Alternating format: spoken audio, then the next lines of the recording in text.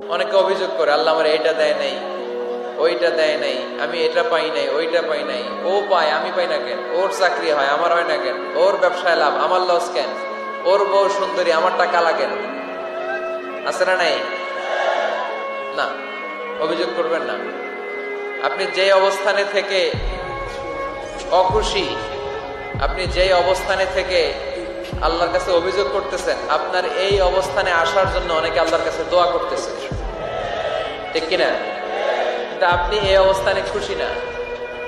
অনেকে এই অবস্থানে আসতে চায়, তাদের স্বপ্ন যে তারা একদিন আপনার স্থানে আসবে, কিন্তু আপনি আপনার জায়গায় থেকে খুশি না। এজন্য উনজুর ইলা মান হুয়া আসফালা মিনকা, তোমার চেয়ে যে খারাপ অবস্থায় আছে তার দিকে তাকাও, তাহলে তোমার মনের দুঃখ ঘুচিয়ে দিবে কে? আপনার চেয়ে যে খারাপ অবস্থানে আছে তার দিকে দেখেন কি অবস্থা। আপনি এইটা চান, ওইটা চান, কত কিছু লাগবে আপনার।